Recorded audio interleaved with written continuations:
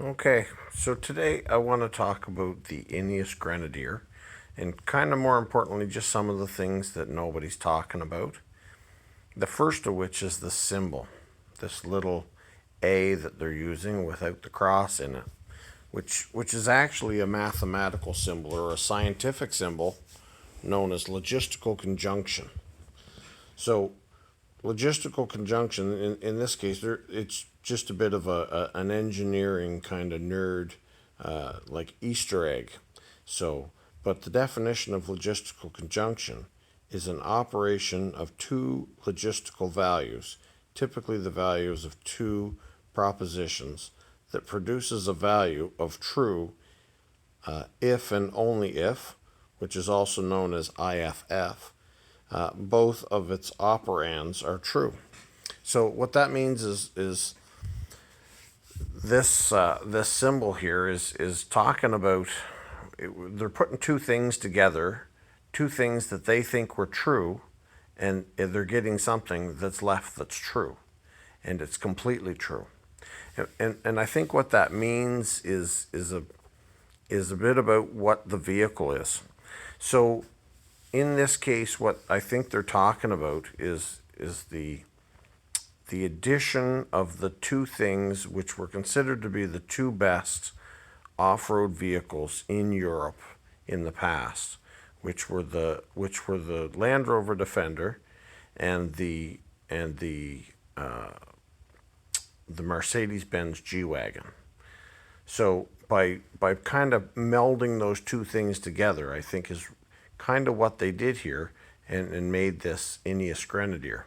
So it's been a long story, and some of it seems operatic, and they got together at a pub and they decided that they were going to do this thing and call it the Grenadier and blah blah blah.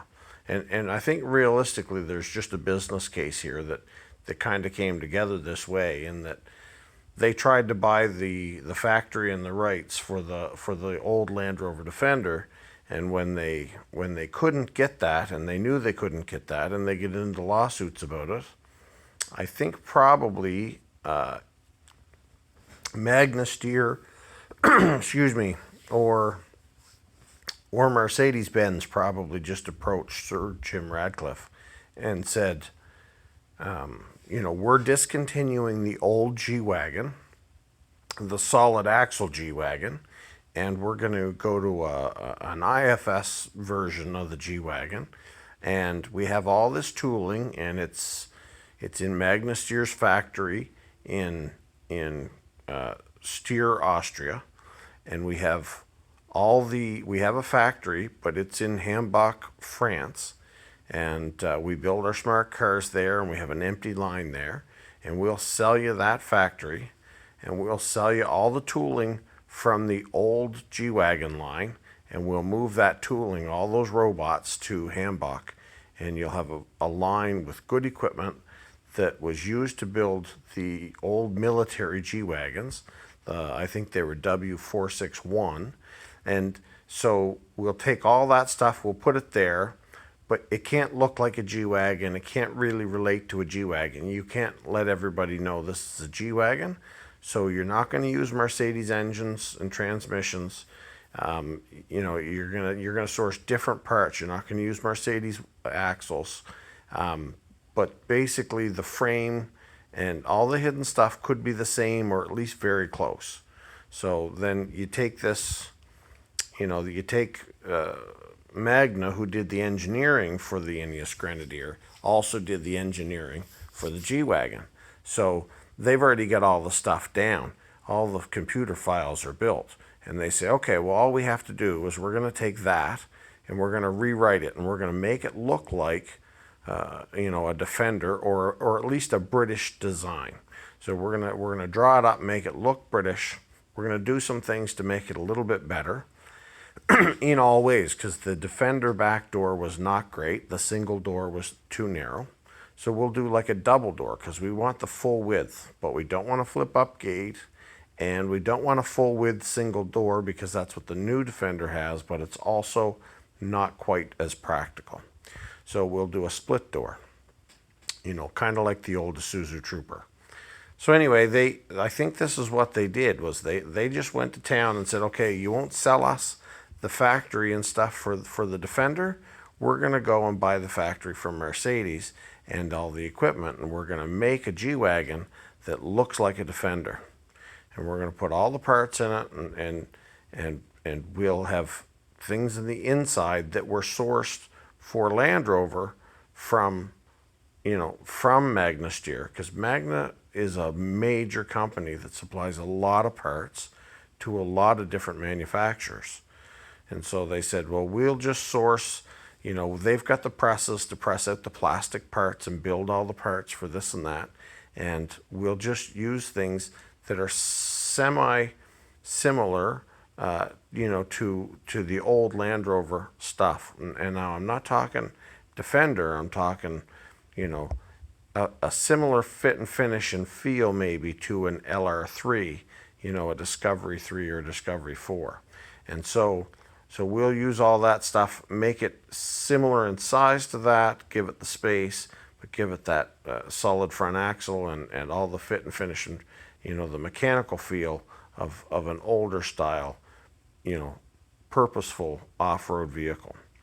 And so this is, I think, what they did was they went out and they basically had Magna build themselves a G-Wagon that was, a little different, a little older mechanically, because it has that different transfer case, has a different engine, different transmission, different transfer case.